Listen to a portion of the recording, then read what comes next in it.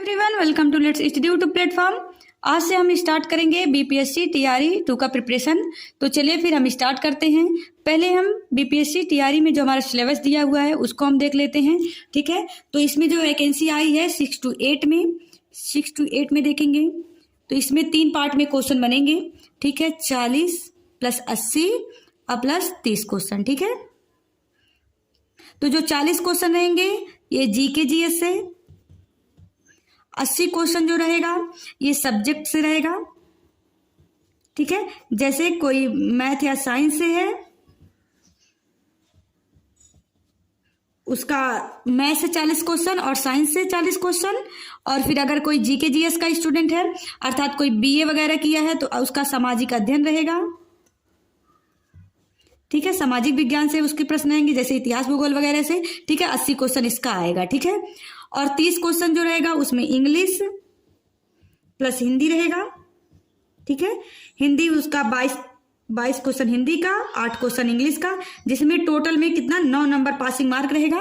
ये एग्जाम में ये नंबर जुटेंगे नहीं, इसको क्या करना रहेगा, इसमें से ये 30 क्वेश्चन में से 9 नंबर हमको लाना रहेगा। ठीक है, आज की क्लास में हम पढ़ेंगे जीके जीएस का क्लास पहले हम पूरा कंप्लीट करेंगे। चलिए फिर हम एक बार 9th 10th में भी देख लेते हैं। 9th 10th का भी सिलेबस ऐसे ही है। ठीक है, अगर हम 9th 10th में देखें तो 9th 10th में भी यही है, 40 और 80 और प्लस 30 क्वेश्चन। ठीक है, 40 क्वेश्चन इसमें भी जीके जीएस से रहेंगे एंड 80 क्वेश्चन जैसे कोई मैथ का स्टूडेंट है तो मैथ का क्वेश्चन उसमें 80 देगा, कोई साइंस का स्टूडेंट है तो साइंस देगा, कोई हिंदी का स्टूडेंट है उसका 80 क्वेश्चन हिंदी से देगा। ठीक है, और 30 क्वेश्चन भी यही रहेगा, इंग्लिश प्लस हिंदी।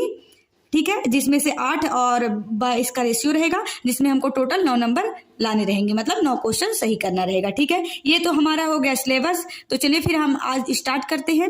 इसका पहले हम जीके जीएस के पार्ट को पहले कंप्लीट करेंगे। ठीक है, चलिए फिर स्टार्ट करते हैं। आज की क्लास में हम देखेंगे इतिहास, जिसको इंग्लिश में कहते हैं हिस्ट्री। ठीक है, इतिहास को हम 3 भाग में बांटते हैं, प्रागैतिहासिक काल, आद्य ऐतिहासिक काल, ऐतिहासिक काल। ठीक है, देखिए प्रागैतिहासिक काल क्या होता है, जिसका कोई लिखित साक्ष्य नहीं है या तो उसमें कोई लेखन कला नहीं है। ठीक है, इसको हम 3 पार्ट में बांटते हैं, पूरा पाषाण काल, नव पाषाण काल, ताम्र पाषाण काल। ठीक है, पाषाण काल इस वजह से कहा जाता है क्योंकि इस समय पत्थरों का यूज होता था। ठीक है, आद्य ऐतिहासिक काल में हम आते हैं तो जिसका लेखन कला है परंतु उसको क्या है, पढ़ा नहीं जा सका। ठीक है, वह अपठनीय है। ठीक है, और इसमें कौन सी सभ्यता आती है, सिंधु घाटी सभ्यता और हड़प्पा सभ्यता आद्य ऐतिहासिक काल की सभ्यताएं हैं। ठीक है, फिर ऐतिहासिक काल आता है जिसका लिखित साक्ष्य भी है और इसको क्या हुआ है, मतलब इसको पढ़ा जा रहा है। ठीक है, जैसे वैदिक काल, प्राचीन काल, आधुनिक काल, ये सब ऐतिहासिक काल के अंतर आते हैं। ठीक है, तो इसका हम लोग देख लिए प्रागैतिहासिक काल, आद्य ऐतिहासिक काल और ऐतिहासिक काल। ठीक है, चलिए फिर हम आगे देखते हैं। अब हम देखते हैं प्रागैतिहासिक काल को हम 3 पार्ट में बांटते हैं। देखिए प्रागैतिहासिक काल को ही पाषाण काल कहा जाता है, जिसको स्टोन एज भी कहा जाता है। ठीक है, इसको हम 3 पार्ट में बांटते हैं, पूरा पाषाण काल, मध्य पाषाण काल, नव पाषाण काल। ठीक है, अब देखिए पूरा पाषाण काल देखते हैं तो इसको क्या, इसमें क्या था, मानव जो था आखेटक व संग्राहक का कार्य करता था। आग का आविष्कार पूरा पाषाण काल में हुआ था, मतलब क्या हो गया था, आग से यह परिचित हो गया था मनुष्य। ठीक है, इस समय के जो पत्थर थे अनगढ़े व मोटे पत्थर थे। ठीक है, इसका साक्ष्य कहाँ मिलता है, भीमबेटका से मानव का सर्वप्रथम चित्रकारी मिलता है, और रॉबर्ट ब्रूसफोर्ट जो है सर्वप्रथम पूरा पाषाण कालीन हैंडेक्स की खोज इन्होंने की थी। हैंडेक्स मतलब क्या होता है, कुल्हाड़ी जो होता है, किसने खोज किया था, रॉबर्ट ब्रूसफोर्ट ने किया था। ये जो हैंडेक्स मिला था ये कौन से काल का था, पूरा पाषाण कालीन। तो एग्जाम में ऐसे पूछ सकता है कि भीमबेटका किस, जो मानव का सर्वप्रथम चित्रकारी मिला है या किस युग का था, तो पूरा पाषाण काल का था। ठीक है, फिर हम मध्य पाषाण काल देखते हैं। इस समय आते आते सूक्ष्म हथियार हो गए थे, इसको माइक्रोलिथ भी काल कहा जाता है। अंत्येष्टि संस्कार मध्य पाषाण काल में ही शुरू हुआ था, अस्त से निर्मित हथियार का भी यूज होने लगा था। ठीक है, और देखिए यहाँ से जो मिले हुए हैं इनको हम देख लेते हैं। देखिए सरायनगर यूपी से एक ही कब्र में 3 मानव को दफनाने का साक्ष्य मिला है। महदहा यूपी से स्त्री पुरुष एक साथ दफनाने का साक्ष्य मिला है। लगनास गुजरात जो है इसमें 14 कंकाल एक साथ दफनाए गए हैं, और उसमें हस्त, कुल्हाड़ी, चाकू, खुरपी। ये देखिए अगर हम बिहार का एग्जाम हमको देना है तो बिहार में हम देख लेते हैं कि मध्य पाषाण काल का जो मिला है बिहार में, ये हस्तलिपि का कुल्हाड़ी मिला है, चाकू मिला है, खुरपी मिला है। ये कहाँ पे, मुंगेर में मिला है, गया में और नालंदा में मिला है। ठीक है, इतना देखते हैं। फिर चलिए हम नव पाषाण काल का देखते हैं। तो नव पाषाण काल में पहिए का आविष्कार हुआ था, कृषि का आविष्कार, यहाँ से मनुष्य क्या करना, अस्थायी निवास करना शुरू कर दिया था। पशुपालन सर्वप्रथम कौन से जानवर को पाला था? कुत्ता को, ठीक है। यूनानी शब्द नियो से ये बना है, जो नवपाषाण काल है। सन जॉन लुबाक ने इसको दिया था, ठीक है। मेहरगढ़ से यहाँ पे कृषि का प्राचीनतम साक्ष्य मिला है। बुर्जहोम से मालिक के साथ कुत्ता दफनाने का साक्ष्य मिला है। कोल्डियामा से चावल का साक्ष्य मिलता है, ठीक है। और अगर हम ये जैसे बिहार का एग्जाम हमको देना है, तो बिहार में अगर हम देखें तो चिरांद और चेचर और वैशाली से भी यहाँ के नवपाषाणकालीन साक्ष्य मिले। तो एग्जाम में ऐसे पूछ लेगा कि बिहार में नवपाषाणकालीन कहाँ पे मिले हैं, तो चिरांद, चेचर और वैशाली से मिले हैं, ठीक है। चलिए हम बिहार से थोड़ा देख लेते हैं कि बिहार में क्या क्या इंपॉर्टेंट है। देखिए हमको जैसे बिहार का एग्जाम देना है तो ये पूछ सकता है एग्जाम में। तो देखिए ये हमारे बिहार का नक्शा, इसमें देखिए यहाँ पे पूरा पाषाणकालीन मिला है मुंगेर में, और यहाँ सारण छपरा में नवपाषाण काल का मिला है, और इधर ये नीचे क्या है, झारखंड है, ठीक है। और इधर ये क्या है, सिंहभूम, ठीक है। चलिए फिर हम आगे देखते हैं। सिंहभूम यहाँ नीचे झारखंड के साइड में यहाँ पे सिंहभूम है, ठीक है। ठीक। अब देखिए बिहार के इतिहास में अगर हम देखते हैं तो पूरा पाषाण काल क्षेत्र मुंगेर और नालंदा में इसके अवशेष मिले हैं। मध्य पाषाण काल के अवशेष कहाँ मिले हैं, झारखंड के हजारीबाग और सिंहभूम में, जो नीचे के साइड में है। नव पाषाण काल के कहाँ पे मिले हैं, अभी हमने बताया था नव पाषाण काल के यहाँ छपरा जो चिरांग है यहाँ पे एक जगह, वहां पे सारण, चंपा, चेचर, वैशाली यही पे है। चंपा, चेचर, वैशाली सब इधरी क्षेत्र में है। इधरी के क्षेत्र में क्या मिला है, नव पाषाण काल जिसको ताम्र पाषाण कहा जाता है। मध्य पाषाण काल का झारखंड में मिला है। तो ये इंपॉर्टेंट है, इसको याद रखे रहिएगा कि पूरा पाषाण काल, मध्य पाषाण काल और नव पाषाण काल का बिहार में कहाँ कहाँ अवशेष मिले हैं, ठीक है। एग्जाम में ये पूछ सकता है, ठीक है। चलिए फिर हम आगे देखते हैं। और भी कुछ इंपॉर्टेंट क्वेश्चन बनते हैं, हम उसको देख लेते हैं। इतिहास के जनक हेरोडोटस को कहा जाता है। मानव जात का पालना अफ्रीका महाद्वीप को कहा जाता है। सभ्यता का पालना एशिया महाद्वीप को कहा जाता है, ठीक है। भारतीय पुरातत्व का पिता ए कनिंघम है। भारत का पुरातात्विक संग्रहालय कहाँ, इंदिरा गांधी मानव संग्रहालय है। मानव द्वारा खोजी गई पहली धातु तांबा था। मानव द्वारा सर्वप्रथम प्रयुक्त अनाज जौ था। चालकोथिक युग ताम्र पाषाण युग को चालकोथिक युग कहा जाता है, ठीक है। भारतीय पुरातत्व सर्वेक्षण के प्रथम महानिदेशक जॉन मार्शल थे, ठीक है। तो ये सब इंपॉर्टेंट क्वेश्चन है जो बने हुए हैं, इसको आप लोग याद रखे रहिएगा। चलिए फिर हम यहां से देखते हैं आद्य ऐतिहासिक काल। देखिए आद्य ऐतिहासिक काल में हम बताए हैं लिखित साक्ष्य है परंतु पढ़ा नहीं जा सका है, ठीक है। देखिए अब हम देखते हैं सभ्यता एवं संस्कृति क्या होता है। तो देखिए मेसोपोटामिया की सभ्यता, ये सबसे ये दजला फरात नदी के किनारे है, मेसोपोटामिया की सभ्यता। मिस्र सभ्यता नील नदी के किनारे है। सिंधु सभ्यता सिंधु नदी के किनारे है। चीन सभ्यता हांगो नदी के किनारे है, ठीक है। आगे हम देखते हैं सिंधु घाटी सभ्यता 2500 से लेकर 1750 बीसी तक, ठीक है। भारतीय पुरातात्विक विभाग की स्थापना 1904 में हुआ था कलकत्ता में। वायसराय कौन थे, लॉर्ड कर्जन थे। अध्यक्ष ए कनिंघम थे, ठीक है। सिंधु सभ्यता की जानकारी चार्ल्स मैसन ने दिया। तो एग्जाम में ऐसे पूछ सकता है कि भारतीय पुरातात्विक विभाग की जो स्थापना हुआ था कहाँ पे हुआ था, कलकत्ता में 1904 में। उतनी समय वायसराय लॉर्ड कर्जन थे, अध्यक्ष ए कनिंघम थे। और सिंधु सभ्यता की सर्वप्रथम जानकारी किसने दिया था, चार्ल्स मैसन ने दिया था 1826 में।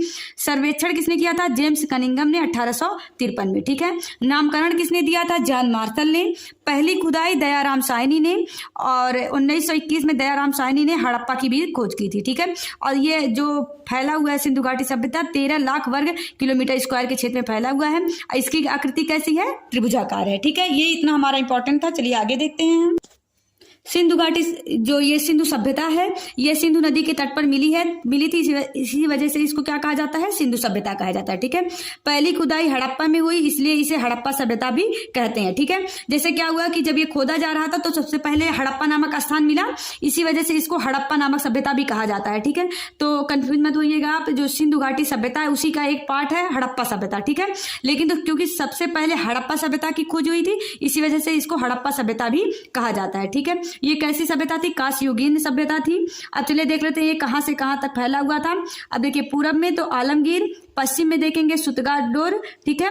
बलूचिस्तान में है जो मांडा, चिनाब नदी के किनारे जम्मू कश्मीर में है। दैमाबाद प्रवरा नदी के किनारे है जो महाराष्ट्र में है, ठीक है। तो आलमगीर यूपी में है जो हिंडन नदी के किनारे है। सुतगाडोर जो बलूचिस्तान में है दास्क नदी के किनारे। फिर दक्षिण में देखेंगे तो दैमाबाद है महाराष्ट्र प्रवरा नदी के किनारे। और मांडा देखेंगे चिनाब जो ये जम्मू कश्मीर में है, ठीक है। तो ये नदी भी याद रखिएगा क्योंकि एग्जाम में पूछ लेता है, ठीक है। तो देखिए दक्षिण में दैमाबाद प्रवरा नदी के किनारे, और इधर दास्क नदी सुतगाडोर में, आलमगीर हिंडन नदी के किनारे, और ये मांडा ठीक है चिनाब। नदी के किनारे, ठीक है। ये हमारा इंपॉर्टेंट था। चलिए फिर हम आगे देखते हैं। देखिए इसमें 7 बड़े नगर थे, मोहनजोदड़ो, हड़प्पा, धौलीवीरा, राखीगढ़ी, कालीबंगा, चनोदड़ो और बनवाली, ठीक है। अब चलिए हमारा अगला हमको क्या पढ़ना है, हड़प्पा सभ्यता। इसके खोजकर्ता दयाराम साहनी हैं, ठीक है।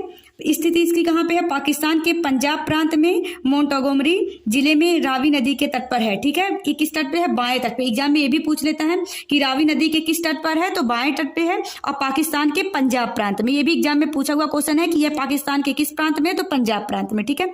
हड़प्पा में 6 कमरों की कतार में 12 कमरों वाला अन्नागार है। मातृ देवी की मूर्ति यहीं से मिली है। स्वास्तिक चिन्ह यहीं से प्राप्त हुआ है। अभिलेख वाली मुहरी, स्त्री के गर्भ से निकलते पौधे का यहाँ पे मतलब मिला है साक्ष्य, जो उर्वरता की देवी जिसको कहा जाता है। तो एग्जाम में ऐसे पूछ लेगा कि उर्वरता की देवी कहाँ मिली थी, तो हड़प्पा सभ्यता में। उसके बाद पुजारी की पत्थर की मूर्ति ये भी मिला है। R37 नामक कब्रिस्तान, माउंट एबी नामक टीला ये भी यहीं से मिला है। और चांदी का सर्वप्रथम प्रयोग किस सभ्यता में हुआ था, हड़प्पा सभ्यता में। तो ये सब एग्जाम में बने हुए क्वेश्चन है, आप लोग इसको याद रखी रहिएगा, ठीक है। चलिए फिर हम आगे देखते हैं। 1 मिनट सेट कर दें हम, ठीक है। अब देखते हैं हम मोहनजोदड़ो। अभी हमने बताया था ना 7 बड़े नगर थे, तो उसमें हमने हड़प्पा को पढ़ लिया। अब हमको मोहनजोदड़ो देखना है। इसका शाब्दिक अर्थ होता है मृतकों का टीला। खोजकर्ता थे राखाल दास बनर्जी 1922 में। तो एग्जाम में ये भी पूछ सकता है कि हड़प्पा, अभी हमने बताया हड़प्पा की खोज किसने की थी, दयाराम साहनी ने। और इसका खोज किसने किया था, मोहनजोदड़ो का, तो राखाल दास बनर्जी ने। स्थिति पाकिस्तान की पंजाब प्रांत के लड़काना जिले में, सिंधु नदी के तट पर। अन्य नाम इसको कहा जाता है प्रेतों का टीला, सिंधु सभ्यता का बगीचा, स्तूप टीला, ठीक है। अब देखिए यहाँ से क्या मिला है, साक्ष्य क्या क्या मिले इसको देख लेते हैं। विशाल स्नानागार मिला है यहाँ से, ठीक है। देखिए अन्नागार कहाँ पे मिला था, हड़प्पा सभ्यता में। और स्नानागार कहाँ पे मिला है, मोहनजोदड़ो में, ठीक है। जॉन मार्शल ने विश्व का आश्चर्य कहा है, किसको, ये जो विशाल स्नानागार मिला है इसको जॉन मार्शल ने विश्व का आश्चर्य कहा है। सिंधु सभ्यता का सबसे बड़ा नगर मोहनजोदड़ो ही था। कांसे की नर्तकी की मूर्ति, ठीक है, प्रोटो ऑस्ट्रेलॉइड प्रजाति की है ये कांसे की नर्तकी जो यहाँ से मिली है, ठीक है। सर्वाधिक जनसंख्या वाला मोहनजोदड़ो जो था, यहाँ पे क्या थी, सर्वाधिक जनसंख्या निवास करती थी, ठीक है। पति महादेव की मूर्ति भी यही थी। दाढ़ी वाले साधु की पत्थर की मूर्ति यहाँ से मिली है। सूती कपड़े का साक्ष्य भी यहाँ पे मिला है। हड़प्पा व मोहनजोदड़ो को जुड़वा बहन कहा जाता है, ठीक है। तो एग्जाम में ये भी बना हुआ क्वेश्चन है कि किसको क्या कहा जाता है, जुड़वा बहन कहा जाता है, तो हड़प्पा व मोहनजोदड़ो को जुड़वा बहन कहा जाता है, ठीक है। तो एग्जाम में और भी ऐसे दे देंगे, उसके बाद पूछ देगा कि इसमें से कौन सा सही है, तो कौन सा है, हड़प्पा और मोहनजोदड़ो को जुड़वा बहन कहा जाता है, ठीक है। चलिए फिर हम आगे देखते हैं। लोथल, खोजकर्ता रंगनाथ राव 1953 में। अवस्थिति थी गुजरात में खंभात की खाड़ी, भगवा नदी के किनारे, ठीक है। अन्य नाम लघु हड़प्पा या लघु मोहनजोदड़ो इसको कहा जाता है। तो याद रखिएगा, एग्जाम में पूछ लेगा कि लघु हड़प्पा या लघु मोहनजोदड़ो किसे कहा जाता है, तो लोथल को। साक्ष्य इसके क्या थे, यहाँ से मिले थे, घर के दरवाजे सड़कों की ओर थे। बंदरगाह स्थल यहाँ से मिला है। तो एग्जाम में ऐसे पूछ सकता है कि ऐसा कौन सा जगह था जहां से क्या बंदरगाह मिला था, तो लोथल थे। युगल सवा धान मिला था, सवाधान मतलब युगल मतलब जोड़े में, ठीक है। यहाँ पे क्या मिला था, सवाधान मिला था। अग्निवेदिकाएं भी यहीं से प्राप्त हुई थी। फारस की मुहरें भी यहीं से मिली थी, जिससे क्या पता चलता है कि विदेशी व्यापार का ये प्रतीक था, क्योंकि यहाँ पे फारस की मुहर मिली, अर्थात यहाँ पे व्यापार होता था, तभी वहाँ की मुहरें यहाँ पे आई, ठीक है। मनका बनाने, मम्मी मॉडल, चालाक लोमड़ी व कौवे का यहीं से सबका साक्ष्य मिला है, ठीक है। तो एग्जाम में पूछ सकता है मम्मी मॉडल कहाँ से मिला था, लोथल से। मनका बनाने का कारखाना लोथल से। चालाक लोमड़ी व कौवे का जो कहानी है वो उसको दर्शाया गया है कहाँ पे, लोथल में ही, ठीक है। चलिए आगे देखते हैं। धौलीवीरा खोजकर्ता जगतपति जोशी 1967 में। उत्खनन जो करवाए थे रविंद्र सिंह बिष्ट ने 1990 में। अब स्थिति कहाँ पे स्थित है, गुजरात में कच्छ की खाड़ी में। इसका धौलावीरा का अर्थ होता है सफेद कुआं। भारत में स्थिति इसका देखें तो सिंधु घाटी सभ्यता का दूसरा सबसे बड़ा स्थल था। तो एग्जाम में ऐसे पूछ सकता है सिंधु घाटी सभ्यता का दूसरा सबसे बड़ा स्थल कौन सा था, तो ये धौलावीरा था। और पहला कौन था, राखीगढ़ी हरियाणा। अगर भारत में अगर हम देखें, ठीक है, अगर वैसे ही अगर हम देखें तो सबसे बड़ा तो मोहनजोदड़ो था, लेकिन अगर भारत में स्थित जो हम देखें तो उसमें कौन था, सिंधु घाटी सभ्यता का दूसरा सबसे बड़ा स्थल था और पहला राखीगढ़ी हरियाणा है, ठीक है। साक्ष्य अगर देखें, पत्थर से बना जलकुंड यहाँ से मिला है। पत्थर पर चमकीला पॉलिश, घोड़े के कलाकृतियों के अवशेष, भव्य इमारत व स्टेडियम के अवशेष, उन्नत जल प्रबंधन प्रणाली भी यहीं से यहाँ। अब देखिए एग्जाम में ऐसे पूछ सकता है ऐसा कौन सा जगह था उसमें जहाँ पे उन्नत जल प्रबंधन प्रणाली था, तो धौलावीरा में, ठीक है। आगे हम देखते हैं। कालीबंगा, कालीबंगा में देखते हैं अर्थ इसका होता है काले रंग की चूड़ियां। खोज इसका अमलानंद घोष ने 1953 में किया था। अब स्थिति इसकी देखें तो राजस्थान के हनुमानगढ़ जिला में घग्गर नदी के किनारे। उत्खनन करता इसकी मतलब कौन इसका उत्खनन करवाया था? बी के थापर ने 1960 में। साक्ष्य यहाँ से मिला है 7 हवन कुंड, जुते हुए खेत, लकड़ी का हल, अलंकृत ईंटें। तो एग्जाम में ये चारों पूछा हुआ है कि जुते हुए खेत कहाँ से प्राप्त हुए हैं, 7 हवन कुंड कहाँ से प्राप्त हुआ है, लकड़ी का हल, अलंकृत ईंटें, ये सब कालीबंगा से मिला है। ठीक है, चलिए आगे देखते हैं हम। अब देखते हैं हम चनहुदड़ो। खोजकर्ता इसके एनजी मजूमदार थे 1931 में। उत्खननकर्ता अर्नेस्ट मैके थे 1935 में। और स्थिति इसकी देखें तो पाकिस्तान के सिंधु नदी के तट पर। साक्ष्य यह एकमात्र शहर जो दुर्ग रहित है। ठीक है, इसमें कोई दुर्ग नहीं बना हुआ था। औद्योगिक शहर था ये। यहाँ पे मेकअप सामग्रियां मिली हैं, शीशा, गुड़िया, सुई, बिल्ली का पीछा करता हुआ कुत्ता, मनका बनाने का कारखाना, ये यहाँ से चनहुदड़ो से ही प्राप्त हुआ। तो एग्जाम में ये भी बने हुए हैं कि औद्योगिक शहर कहाँ पे था? चनहुदड़ो में। मेकअप की सामग्रियां चनहुदड़ो से मिला है, शीशा, गुड़िया, सुई इत्यादि मिले हैं, बिल्ली का पीछा हुआ कुत्ता भी मिला है। ठीक है, तो यहाँ से हम चनहुदड़ो भी पढ़ चुके हैं। आगे हम देखते हैं बनवाली को। बनवाली में देखते हैं तो इसके खोजकर्ता आर.एस. बिष्ट थे 1974 में। और स्थिति इसकी कहाँ पे? हरियाणा का हिसार जिला में, सरस्वती नदी के किनारे। जल निकासी की कोई व्यवस्था नहीं थी यहाँ पे। ठीक है, जल निकासी का यहाँ पे कोई व्यवस्था नहीं था। तांबे की कुल्हाड़ी यहाँ से मिला है, अर्धवृत्ताकार ढांचा मिला है यहाँ से। ठीक है, हम राखीगढ़ी में देखें तो हरियाणा का राखीगढ़ी भारत में हड़प्पा सभ्यता का दूसरा सबसे बड़ा स्थान था। ठीक है, तो राखीगढ़ी जो था ये क्या था? हड़प्पा सभ्यता का सबसे बड़ा स्थान कौन सा था? राखीगढ़ी था। और दूसरा कौन सा था? धौलीवीरा। ठीक है, तो यहां से हमारा 2 क्वेश्चन तैयार हो गया कि सबसे बड़ा स्थान कौन सा था? राखीगढ़ा था। ये मतलब राखीगढ़ी था, ये भारत में था। ठीक है, यहाँ से हम अगर हम देखेंगे तो गुजरात में सिंधु घाटी सभ्यता के अत्यधिक स्थल प्राप्त हुए हैं। सुरकोटदा, धौलवीरा, रंगपुर, धान की भूसी, लोथ। यहाँ देखिए जो रंगपुर था यहाँ पे धान की भूसी प्राप्त हुई थी, लोथल। तो एग्जाम में ऐसे अगर क्वेश्चन पूछे कि सिंधु घाटी सभ्यता के अत्यधिक स्थल कहाँ से प्राप्त हुए हैं, तो गुजरात से। ठीक है, और महाराष्ट्र में देखें दैमाबाद, तांबे का रथ यहाँ से प्राप्त हुआ है। इस सभ्यता के लोग लोहा से परिचित नहीं थे। ठीक है, तो एग्जाम में ऐसे पूछ लेगा कि सिंधु घाटी की सभ्यता के लोग क्या लोहा से परिचित थे, तो नहीं थे। ठीक है, चलिए आगे देखते हैं। यहाँ से हम देखते हैं सिंधु घाटी सभ्यता की विशेषताएं। यह एक नगरीय सभ्यता थी। सड़कें समकोण पर काटती थी, नलियां यहाँ की ढकी हुई थी। अर्थव्यवस्था का मुख्य आधार कृषि था। समाज जो था मात्र सत्तात्मक था। ये 4 वर्ग में बटा हुआ था: विद्वान, योद्धा, व्यापारी और श्रमिक।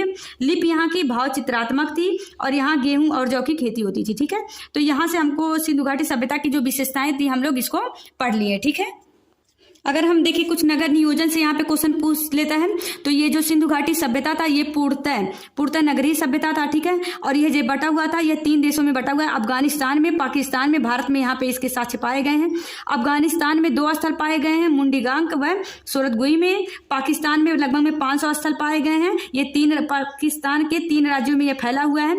भारत में लगभग 1000 स्थल पाए गए हैं और गुजरात में सबसे अधिक पाए गए हैं। और टोटल भारत के कितने राज्यों में? 7 राज्यों में ये बटा हुआ था। ठीक है, और उसके बाद चलिए हम और देख लेते हैं। सभी नगर 2 भाग में थे, एक दुर्ग में बटा हुआ था और नगर में। ठीक है, तो जो पश्चिमी भाग होता था उसको दुर्ग या टीला कहा जाता था। ये इसको दुर्ग कहा जाता है, इसमें पुरोहित वर्ग रहते थे। और पूर्वी भाग जो रहता था वो नगर रहता था, इसमें लोग रहते थे। सामान्य वर्ग के जो लोग रहते थे ये पूर्वी भाग में रहते थे और पुरोहित वर्ग कहाँ पे रहता था? पश्चिमी भाग में रहता था। ठीक है, चलिए फिर हम आगे देखते हैं। जो ये पश्चिमी भाग वाला रहता था इस पे दोहरी मतलब ये चहारदीवारी रहती थी। ठीक है, और इसकी ऊंचाई अधिक, ये ऊंचाई पे स्थित रहता था। और ये जो पूर्वी भाग रहता था यहाँ पे आम जनता रहती थी और व्यापारी वर्ग रहता था। ठीक है, अब देखिए ये जो दुर्ग रहता था इसमें डबल चहारदीवारी रहती थी और नगर पे केवल वैसे ही रहता था। ठीक है, अपवाद अगर हम देखें लोथल व सुरकोटदा में केवल एक ही दीवार था। ठीक है, अब जैसे क्या हुआ देखिए लोथल में ये देखिए ये दुर्ग है और यह नगर है। ठीक है, और इस पे पूरा चहारदीवारी एक ही लगा दिया गया था। ठीक है, और चनहुदड़ो एक ऐसा था जिसपे कोई चहारदीवारी नहीं थी। तो एग्जाम में ऐसे पूछ सकता है कि ऐसा कौन सा स्थान था जहां पे कोई चहारदीवारी नहीं थी, तो चनहुदड़ो में नहीं था। और ऐसा कौन सा था जहां पे एक ही दीवार केवल था? लोथल व सुरकोटदा में। ठीक है, और धौलीवीरा एक ऐसा जगह था जहां पे क्या पाए गए थे? 3 टीला। ठीक है, जितने भी स्थान थे वहां पे 2 टीले पाए गए थे, लेकिन तो धौलीवीरा में 3 टीला पाया गया था। एक मध्य टीला था और उसके बाद एक पश्चिमी था, एक पूर्वी टीला था। ठीक है, यहाँ से जो हमारा ये नगर नियोजन था हमने इसको देख लिया।